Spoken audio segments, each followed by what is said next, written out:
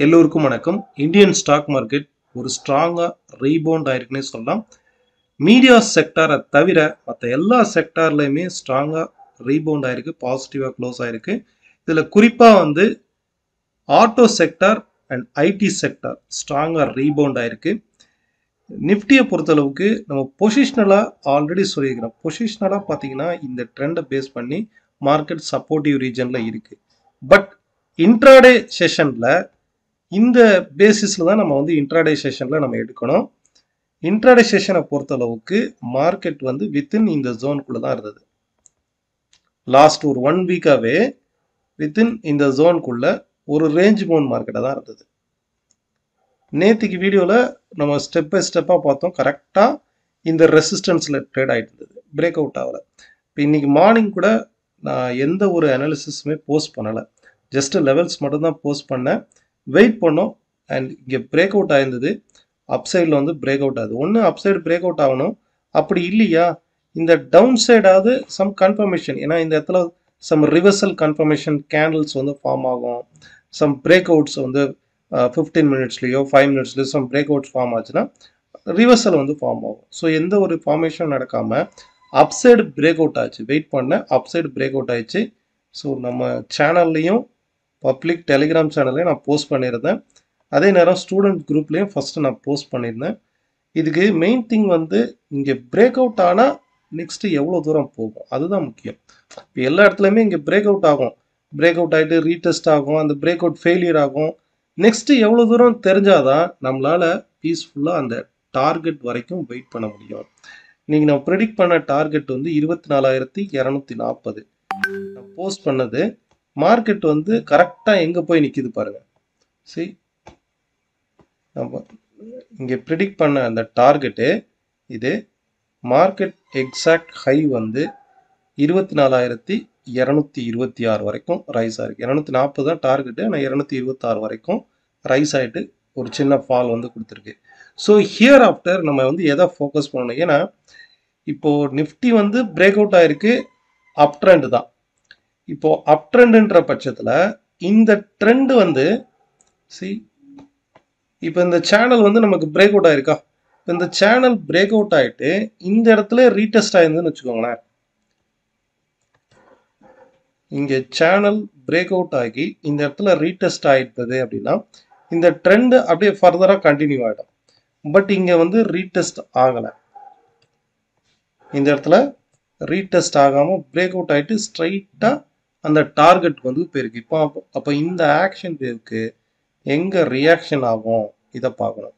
Next impulse எவ்வளோ தூரம் போகும் இதை பார்க்கணும். ஓகே, ஸோ அப்படி பார்க்கும்போது நெக்ஸ்ட்டு கீழே ஃபால் ஆகும்போது பெஸ்ட்டு சப்போர்ட் இந்த ட்ரெண்ட் இந்த பேட்டர்னுடைய பிரேக் அவுட்டோடைய சப்போர்ட் 23,850 இருக்கும். நேற்று வீடியோவில் சொல்லியிருந்தோம் மார்க்கெட் 23,850 உடைச்சா மட்டுமே அப்சைடு பிரேக் அவுட் நடக்கும், அப்சைடு ட்ரெண்டு அப் ட்ரெண்டாக மாறும்.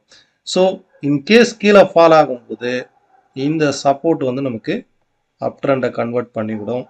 ஃபர்தராக இந்த ட்ரெண்டை பொறுத்தளவுக்கு 24,480 செகண்ட் ரெசிஸ்டன்ஸாக இருக்கும். ஸோ நிஃப்டியை பொறுத்தளவுக்கு இந்த 3 பாயிண்ட்ஸ் நோட் பண்ணிக்கோங்க. ஃபர்ஸ்ட் பாயிண்ட் பொசிஷனலாக வீக்லியில் சப்போர்ட் ரீஜனில் இருக்குது இது. செகண்ட் பாயிண்ட் ஹவலியில் H4ல பார்த்தீங்கன்னாக்கா ஷார்ட் டேர்மில் நமக்கு டபுள் பாட்டம் ஜோனில் மார்க்கெட் ஃபார்ம் ஆயிருக்கு. டபுள் பாட்டம் எடுத்து அப்சைட் ரிவர்சல் ஆகுது.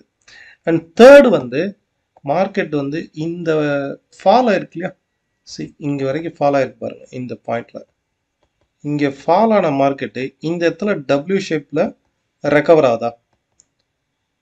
லைக் இந்த மாதிரி கம்ப்ளீட்டாக ரெக்கவர் ஆகிறதுக்கு பாசிபிலிட்டிஸ் இருக்குது. அப்படி பார்க்கும்போது 24,480 24,780 வரைக்குமே கம்ப்ளீட்டாக அப்சைட் ரிவர்சல் ஆகிறதுக்கு பாசிபிலிட்டிஸ் இருக்குது.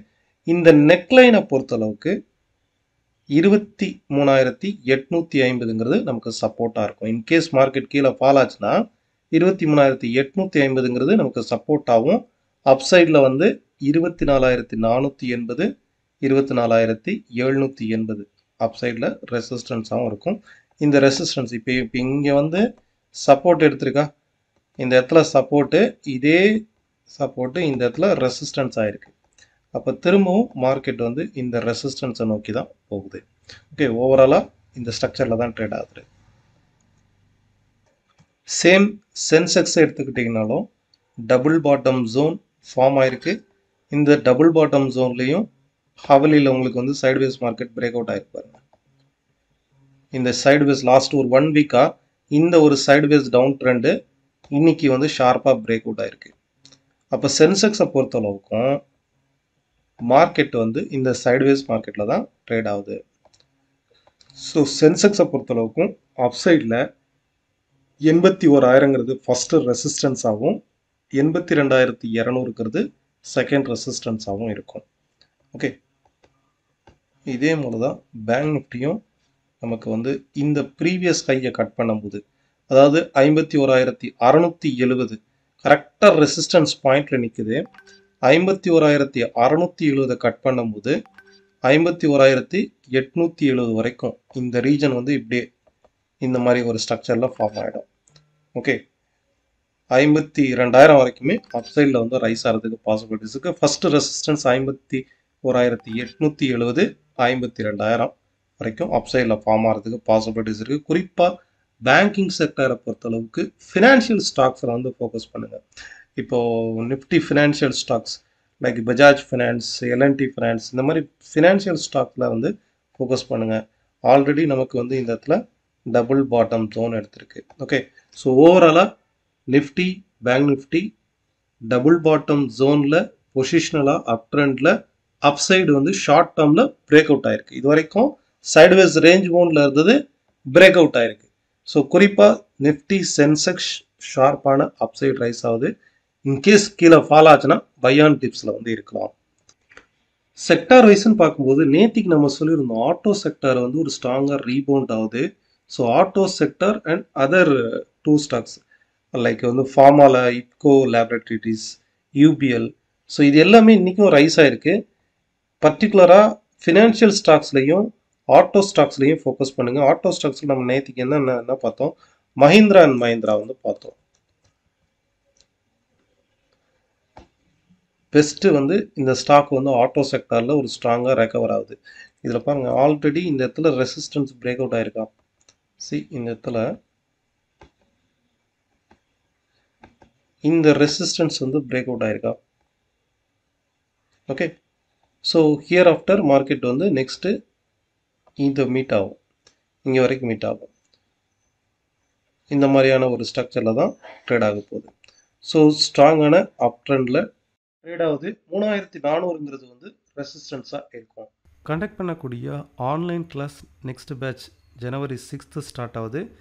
லைவ் மார்க்கெட் டைரக்ட் கிளாஸஸும் ஜனவரி 6th ஸ்டார்ட் ஆகுது. 1 டே டெக்னிக்கல் ஒர்க் ஷாப் வந்து ஜனவரி 12th ஸ்டார்ட் ஆகும். இன்ட்ரெஸ்டட் பீப்புள் டிஸ்கிரிப்ஷனில் இருக்கக்கூடிய லிங்கை கிளிக் பண்ணி என்ரோல் பண்ணிக்கோங்க. முத்தூட் ஃபினான்ஸ் இன்றைக்கி நம்ம பார்க்கறதுல முத்தூட் ஃபினான்ஸ் ஒரு ஸ்ட்ராங்கான சைடுவேஸ் அப் ட்ரெண்டில் மார்க்கெட் இந்த ப்ரீவியஸ் ரெசிஸ்டன்ஸை பிரேக் அவுட் ஆகி ஒரு ஸ்ட்ராங்காக ட்ரேட் ஆகுது. இன்கேஸ் கீழே ஃபாலானா கூட 2,150ங்கிறது நமக்கு சப்போர்ட்டாக இருக்கும். மூன்றாவது நம்ம பார்க்கக்கூடிய ஸ்டாக் வந்து யூபிஎல். நேத்திக்கு இந்த ஸ்டாக் வந்து நம்ம பார்த்துருந்தோம். இன்றைக்கி பாருங்கள் ஸ்ட்ராங்காக ரிவர்சல் ஆகிருக்கோம். ஸோ தொடர்ச்சியாக நாளைக்கும் பர்டிகுலராக இந்த ஸ்டாக்கில் வந்து ஃபோக்கஸ் பண்ணி பாருங்கள். நாலாவது நம்ம பார்க்குறது இப்கோ லேபரேட்டரிஸ். இதுவுமே நேத்திக்கும் முந்தா நாள் இந்த வீடியோவில் வந்து டெய்லி அனாலிசிஸ் வீடியோவில் சொல்லியிருந்தேன். ஸ்ட்ராங்காக ரைஸ் ஆகுதா ஷார்ட் டேர்மில். ஸோ ஆல்ரெடி நமக்கு இங்கே பிரேக் அவுட் ஆகிருக்கு. ஓகே, ஆல்ரெடி பிரேக் அவுட் ஆகிருக்கு. இந்த ப்ரீவியஸ் ரெசிஸ்டன்ஸையும் மார்க்கெட் வந்து ரைட் நோ பிரேக் அவுட் ஆகிருக்கு. ஸோ கிளியரான அப் ட்ரெண்டு. இதுக்கு அடுத்து ட்ரெண்டு இந்த ஸ்டாக்கும் வந்து கிளியரான அப் ட்ரெண்ட் மொமெண்டம் கேனல் வந்து ஃபார்ம் ஆகிருக்கு. அண்டு லாஸ்ட்டாக வந்து பஜாஜ் ஃபினான்ஸ் வெரி ஸ்ட்ராங்காக ரீபவுண்ட் ஆகிருக்கு. டபுள் பாட்டம் எடுத்து ரீபவுண்ட் ஆகிருக்கு. நாளைக்கு பர்டிகுலராக இன்ட்ராடே ட்ரேட் பண்ணுறவங்க இந்த பஜாஜ் ஃபினான்ஸில் வந்து ஃபோக்கஸ் பண்ணி பாருங்கள். இந்த ஸ்டாக்ஸ் எல்லாமே ஒரு நல்ல ஸ்ட்ரக்சரில் ரீபவுண்ட் ஆகி ஒரு மொமெண்டமில் ட்ரேட் ஆகிட்டு இருக்குது. நீங்கள் யூஸ் பண்ணக்கூடிய ஸ்ட்ராட்டஜிஸ், டெக்னிக்ஸ் இதை வந்து அப்ளை பண்ணி பாருங்கள். ஃபைன். பர்டிகுலராக நீங்கள் கமெண்ட்ஸில் கேட்டிருந்தது கேஸ்ட்ரால் இந்தியா இந்த ஸ்டாக்கை பற்றி கேட்டிருந்தீங்க. இந்த ஸ்டாக்கை பொறுத்தளவுக்கு ஓவரால் மார்க்கெட் வந்து ஒரு வாலட்டாலிட்டி மார்க்கெட்டாக சைடுவேஸாக இருந்தால் கூட ஃப்ரீக்வெண்ட்டாக ஒரு வாலட்டாலிட்டி மார்க்கெட்டாக இருக்கு பாருங்க. கம்ப்ளீட்டாக ரைஸ் ஆகுது அண்ட் கம்ப்ளீட்டாக ஃபால் ஆகுது.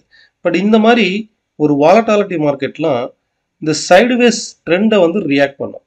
கரெக்டாக இந்த ட்ரெண்ட் சப்போர்ட்டில் இருக்கா, அப்போ நெக்ஸ்ட்டு ஒரு 3 to 6 மந்த் வந்து இந்த ஸ்டாக் வந்து ஹோல்ட் பண்ணிங்கன்னா ஒரு ஸ்ட்ராங்கான அப் ட்ரெண்ட் பாசிபிலிட்டிஸ் இருக்குது. ஏன்னா இதில் வந்து மெயின் திங் வந்து ஓவரால் அப் ட்ரெண்டு.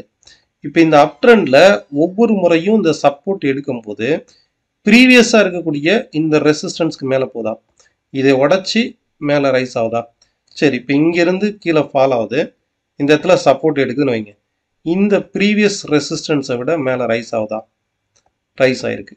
அப்போ கிட்டத்தட்ட 3 முறை வந்து ரைஸ் ஆகிருக்கு, தொடர்ச்சியாக இந்த ட்ரெண்டை ஃபாலோ பண்ணுது, இப்பயும் சப்போர்ட் எடுத்திருக்கு. ஃபர்தராக இந்த ப்ரீவியஸ் ரெசிஸ்டன்ஸையும் பிரேக் பண்ணதுக்கு பாசிபிலிட்டிஸ் இருக்கா?